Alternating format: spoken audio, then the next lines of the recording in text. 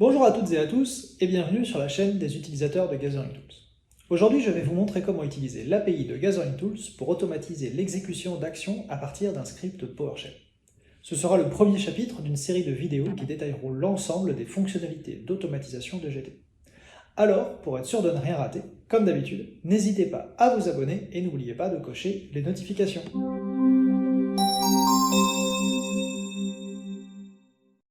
Gathering Tools vous propose 3 fonctionnalités d'automatisation en fonction de la source de l'événement déclencheur. Si vous souhaitez automatiser l'exécution d'actions à partir d'un événement externe à GT, l'API est le bon choix. En revanche, si vous souhaitez que des actions soient déclenchées à la suite d'un événement interne à GT, vous devrez utiliser les déclencheurs, ou triggers. Enfin, si vous souhaitez que des actions soient automatisées par l'action d'un gestionnaire GT, alors vous devrez utiliser les actions combinées. Dans cette vidéo, nous allons nous concentrer sur l'API, que vous utiliserez donc pour automatiser l'exécution d'actions à partir d'un événement externe à GT. Avec l'API, le déclenchement d'une action GT peut se faire depuis n'importe quelle application ou processus capable d'exécuter un script. Dans mon cas, j'ai choisi un exemple très simple. Je souhaite planifier le lancement d'une campagne. C'est un scénario qui est souvent demandé, automatiser en début de mois le lancement d'une campagne. Pour déclencher cette exécution, j'utiliserai tout simplement le planificateur de tâches Windows. Et pour donner l'ordre au serveur GT d'exécuter mon action de lancement, je vais créer un script PowerShell. Le script se comportera comme un utilisateur. Il aura donc besoin d'un compte pour se connecter et exécuter les actions. Pour l'authentification, vous avez deux choix, soit l'utilisation d'un compte GT, soit une authentification via LDAP. En revanche, vous ne pourrez pas utiliser l'OpenID Connect car cette authentification nécessite un clic de l'utilisateur dans le navigateur. Dans mon cas, j'ai créé un compte GT que j'ai nommé Automation. Comme d'habitude, on veille à respecter la règle de moindre privilège, j'ai donc donné à ce compte le privilège de gestionnaire. Et je lui ai spécifiquement attribué les droits de gestionnaire uniquement sur le modèle de la campagne que je veux que l'API pilote. Passons maintenant à la réalisation du script. J'ai créé une structure simple afin de vous permettre d'adapter le script à vos besoins très facilement. Vous pouvez télécharger ce script complet depuis les commentaires. La première chose à faire est de charger l'API. Techniquement, l'API se présente sous la forme d'une DLL nommée calam.automation. Elle doit se trouver dans le répertoire bin de l'installation de votre serveur GT. Pour charger cette DLL dans votre script, nous utiliserons la fonction loadFrom de la classe system.reflection.assembly. en précisant le chemin complet. J'ai précédé l'instruction d'un void car je n'attends pas de retour de cette instruction. Et en réalité, si vous avez correctement localisé la DLL, la probabilité que la commande de chargement échoue est assez faible. Vous pouvez bien évidemment l'inclure dans un bloc try-catch pour parer à toute éventualité. Ensuite, dans un deuxième bloc, je vais déclarer une série de variables. Tout d'abord, le nom de l'action GT que je souhaite exécuter. Dans mon cas, l'action se nomme Rolling Forecast Monthly Update, et c'est donc ce nom que je vais recopier. Ensuite, le nom du serveur et le port de l'instance qui héberge l'action exécutée. Dans mon cas, je fais tourner une instance en local. Enfin, je définis le compte utilisateur qui se connectera à l'instance pour exécuter l'action avec son login et son mot de passe. Grâce à ces informations, je vais maintenant pouvoir construire un objet de connexion. Cet objet sera passé comme paramètre à chaque commande d'exécution d'action. Je crée ensuite un nouvel objet dont le type sera calam.automation.connectioninfo. Ensuite, je lui affecte les propriétés de connexion à l'aide des variables que j'ai précédemment définies. Le nom, le port du serveur, le login et le mot de passe du compte à utiliser. L'objet de connexion étant défini, je peux maintenant demander l'exécution de mon action. Toutefois, plutôt que d'appeler directement l'exécution, je vous recommande de l'englober dans une fonction.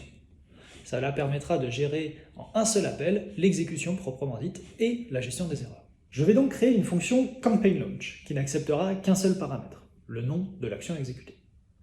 Je commence par créer un objet de type CMD Action Campaign Launch qui désigne une action de lancement de campagne. Et je lui passe le nom de l'action et c'est tout. Notez que mon objet ne précise pas la date d'arrêté à utiliser. Il se trouve que dans mon cas, je n'en ai pas besoin, puisque mon action comporte une table date d'arrêté définie.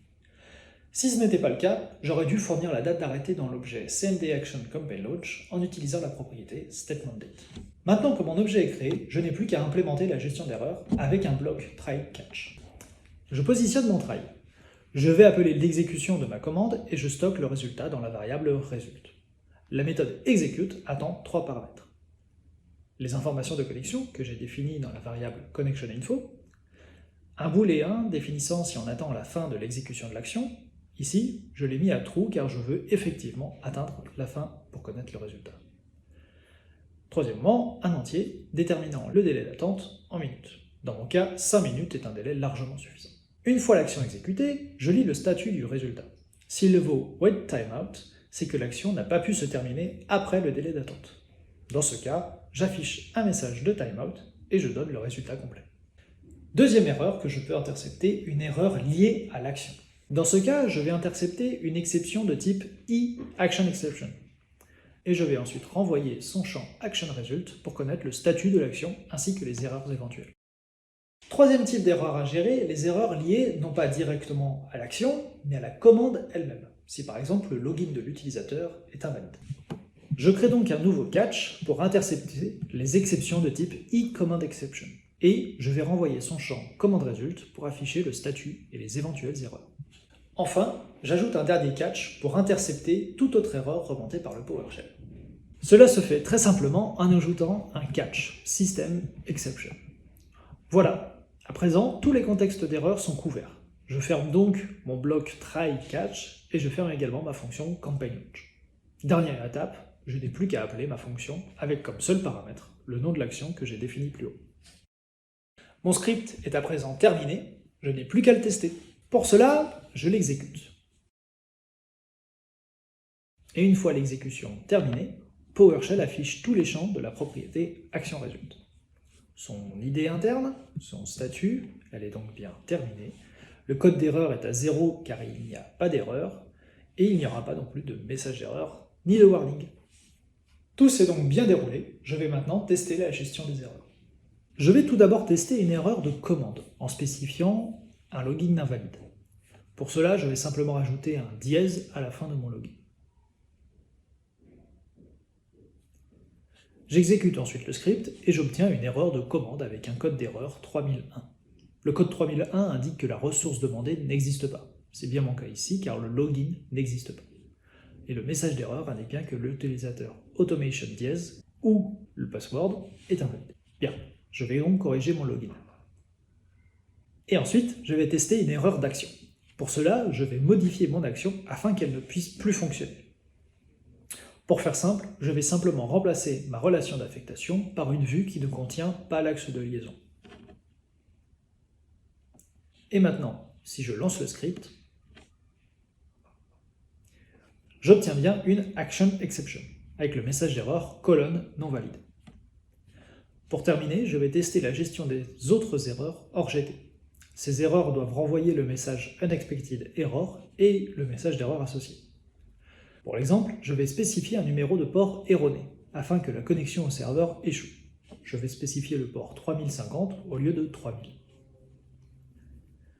J'efface l'écran, je relance le script. Et j'ai bien l'erreur An unexpected error occurred, suivi du message d'erreur indiquant qu'aucune connexion n'a pu être établie. Ma gestion d'erreur couvre donc l'ensemble des cas. Les erreurs GT qui sont détectées grâce aux commandes exception et action exception, et les erreurs hors GT qui sont remontées grâce au catch sur system exception. Je dispose donc dorénavant d'un script me permettant de lancer automatiquement une campagne. Je vais maintenant planifier l'exécution de ce script afin que ma campagne soit automatiquement lancée tous les mois, le premier jour de chaque mois. Pour cela, je vais tout simplement utiliser le planificateur de tâches Windows.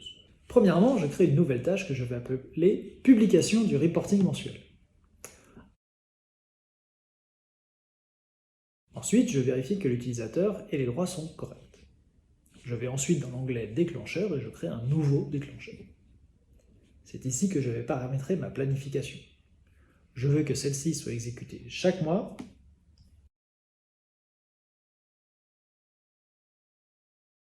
le premier jour du mois, et je vérifie que ma tâche est bien active.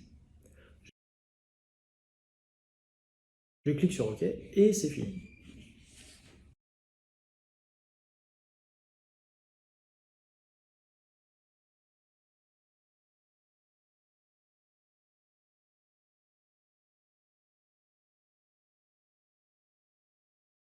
Et voilà, ma campagne de collecte sera dorénavant automatiquement lancée tous les mois. Quelques mots pour conclure. Tout d'abord, sachez que l'API de GT est très riche. Dans cette vidéo, j'ai voulu faire simple en vous montrant la structure de base d'un script permettant d'exécuter une action. Je vous encourage très fortement à lire l'article consacré à l'API dans notre base de connaissances. Je vous mets le lien dans la description. Vous y trouverez le détail de l'ensemble des classes, des commandes, des propriétés et des méthodes.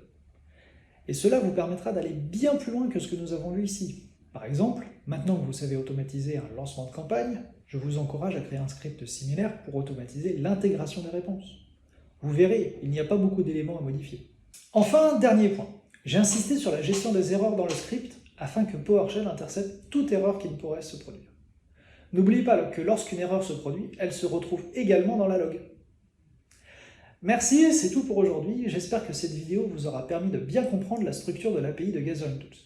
N'hésitez pas à revenir vers nous si vous avez des questions. Quant à moi, je vous dis à bientôt pour une nouvelle parole d'expert.